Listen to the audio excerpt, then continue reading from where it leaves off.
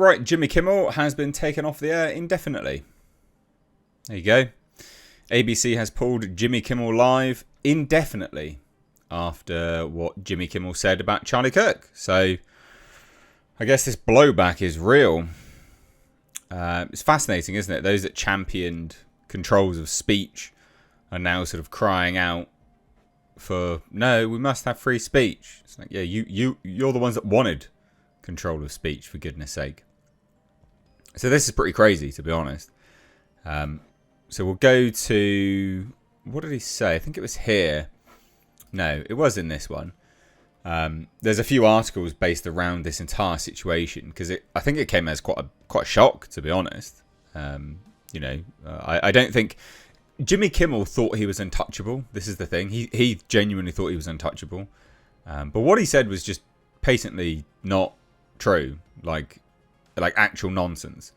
So let's take a look. Disney's ABC said it would take Jimmy Kimmel's popular late night show off its schedule indefinitely after one of the biggest owners of TV stations in the US, Nexstar Media, said it intended to preempt airings of the program following remarks the host made about the killing of Charlie Kirk.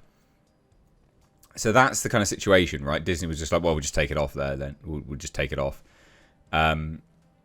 And late night talk shows haven't actually been doing very well, right? Like their viewership's been on the decline for some time because no one wants what they're selling. Like it has been garbage for a long time.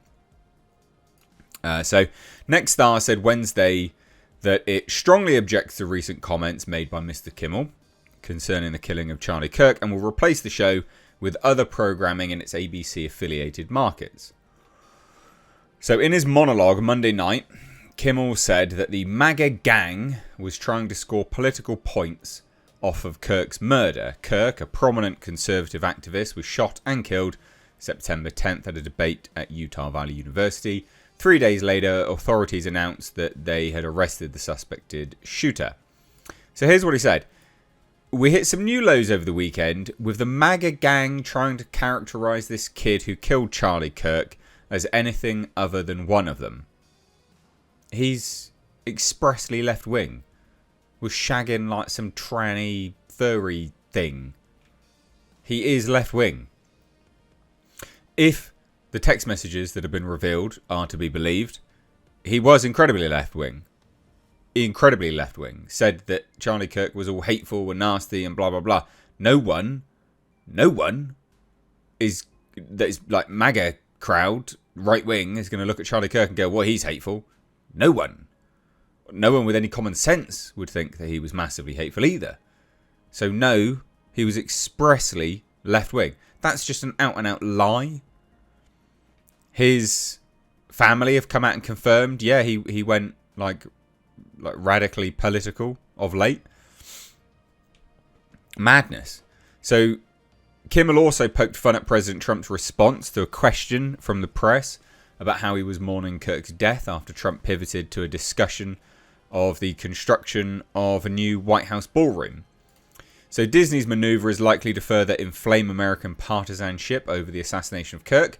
The activist is viewed as a hero by many, and several prominent conservatives have called for any critic of his work to be silenced, no matter how nuanced the argument may be. Well, but that wasn't nuanced, is it? Like, the implication here from Variety is like Kimmel's argument was nuanced. It wasn't nuanced. That wasn't nuanced at all. He was just being a dick. So, yeah, some liberals have taken issue with Kirk's stances, pointing at extreme stances he's taken. Who cares? You can have extreme views. It doesn't really matter. No one should die for it, obviously. That's retarded. Representatives for Kimmel could not be reached for immediate comment. So Nexstar wasn't the only party weighing on Disney. FCC Chairman Brendan Carr threatened earlier on Wednesday to take action against ABC after Disney's decision was revealed. Carr said he wanted, quote, to thank Nexstar for doing the right thing. In a statement on social media, local broadcasters have an obligation to serve the public interest. Whilst this may be an unprecedented decision, it is important for broadcasters to push back on Disney programming that they determine falls short of community. Perfectly reasonable statements to make, actually, I think. So Nexstar is in the midst of trying to acquire another large TV station owner, Tegna, for $6.2 billion, a transaction that requires the approval of the SEC. So it makes sense. They're trying to do their thing, and I think that's fine. Nexstar declined to comment on whether the pending deal played a role in the company's decision-making. Sinclair, a conservative-leaning TV station group owner, also said Wednesday its ABC-affiliated stations would pull Kimmel's program off the air over the host Kirk comments, and vowed it wouldn't bring the show back until we are confident that appropriate steps have been taken to uphold the standards expected of a national broadcast platform. So basically, he's screwed. He's been taken off the air. He's been cancelled. I'm kind of here for it, to be honest. Wasn't that the thing everyone used to say? You've got free speech, but you're not free of consequences? Well, well, well. Well, well, well. Huh. And as it says here, no matter the motivations of Nexstar or Sinclair, their decision to preempt Kimmel would have significant ramifications for Disney and ABC. Nexstar owns or operates 32 different ABC stations and is strong in markets including New Orleans, Salt Lake City and Nashville. Sinclair has 28 ABC affiliates. Without true national distribution, ratings for Kimmel would sink, and ABC would have a tough time justifying the show's current prices to advertisers. ABC generated approximately $76.6 million in advertising from Kimmel Live in 2024. Yeah, but he has terrible views these days.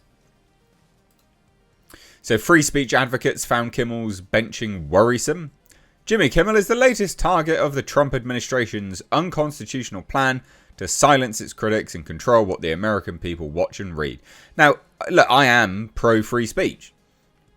I am pro-free speech.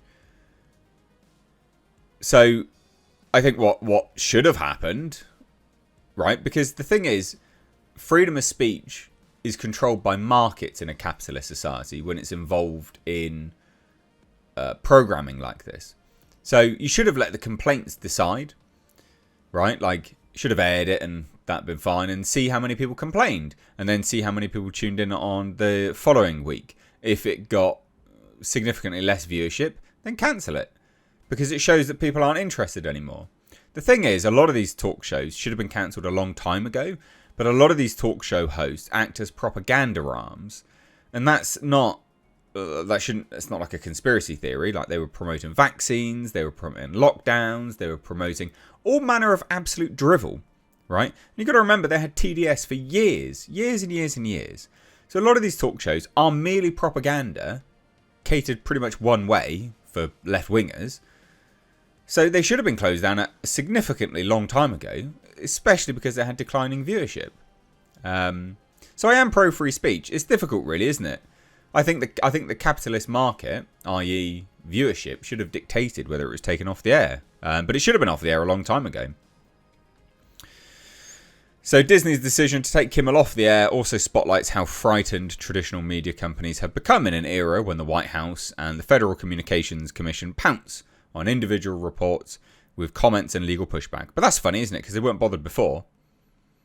You know, they could be racist to white people. That was fine. You know, they could cancel people left, right and centre. But now they're worried. Right, I see. Again, this is just nonsense, really. It's crap. In a different era, late-night hosts were more measured in their commentary. Johnny Carson famously kept his politics to himself, whilst poking fun at whatever happened to be in the White House, or whoever happened to be in the White House. In recent years, however, hot talk and political humour have driven social media chatter and viral pass-along and ratings. Stephen Colbert's Late Show on CBS has been the most watched of TV's late-night programmes, as the host followed a theme of commenting on the latest headlines for a good part of Colbert's tenure on TV. President Trump has been at the centre of them. Such dynamics may be poised to come to an end. Paramount is getting out of the late-night business and has cancelled Colbert's Late Show, which will end in May. Whilst the company cited a downturn in advertising, there continue to be suspicions that Paramount Skydance new leader David Ellison wants to tamp down political sniping and is eager to cater to a more conservative base. Perfectly reasonable. Again, this is that is what I mean by capitalist society leading to cancellations. So there you go. I mean, yeah, there's a few other articles on this. Jimmy Kimmel Live replaced with Charlie Kirk tribute on Sinclair's ABC stations. Company demands Kimmel apologise and donate to Kirk's family. and Turning Point USA. Which I think is fair of them to at least state it.